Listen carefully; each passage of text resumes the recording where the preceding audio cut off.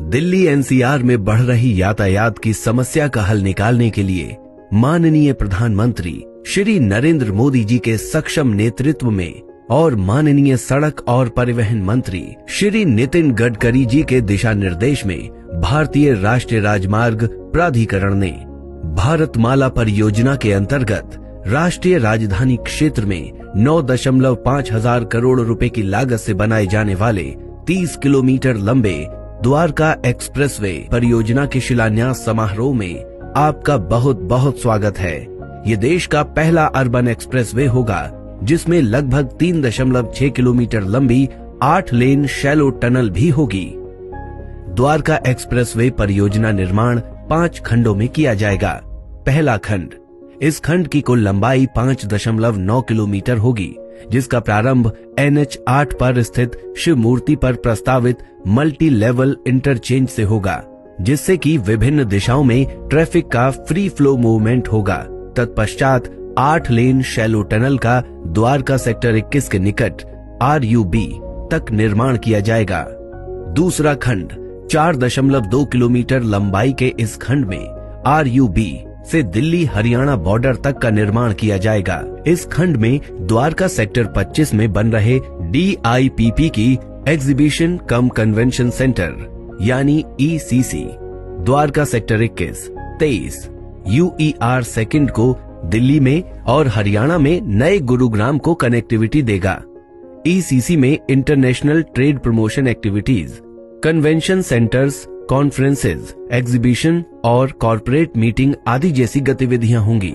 इस खंड में दिल्ली बॉर्डर पर 34 लेन टोल प्लाजा का भी निर्माण किया जाएगा, जो इलेक्ट्रॉनिक टोल कलेक्शन एवं गेटरी बेस्ड टोलिंग जैसी तकनीकियों पर आधारित रहेगा और डिजिकरण को भी बढ़ावा देगा। द्वारका एक्सप्रेसवे प्रोजेक्ट में दिल्ली में लगभग 1.3 लाख पेड़ों का वृक्षारोपण किया जाएगा, जिसके लिए DDA को 78 करोड़ रुपए दिए जाएंगे। तीसरा खंड, इसमें बॉर्डर से बसई ROB तक 10.2 किलोमीटर लंबाई में निर्माण किया जाएगा। इस खंड में 8.5 किलोमीटर लंबे 8 लेन फ्लाईओवर का निर्माण किया जाएगा।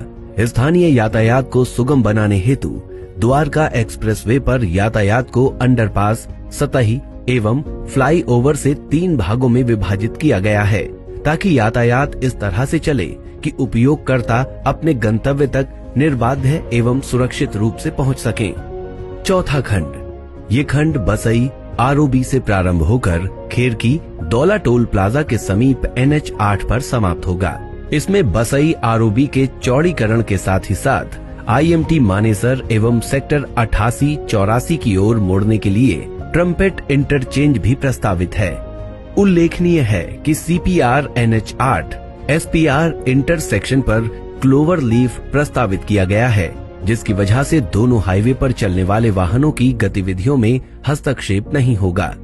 पांचवा खंड, इस खंड में इंदिरा गांधी अंतर्राष्ट्रीय इंटरनेशनल हवाई अड्डा को एक डीप टनल से द्वारका एक्सप्रेसवे से जोड़ना प्रस्तावित है, जिसकी विस्तृत परियोजना रिपोर्ट बनाई जा रही है। द्वारका एक्सप्रेसवे में कुल 20 से अधिक ब्रिज अथवा flyover, 2 railway overbridge, underpass, 11 vehicle underpass एवं 20 भूमिगत पैदल पार पथ का प्रावधान किया गया है।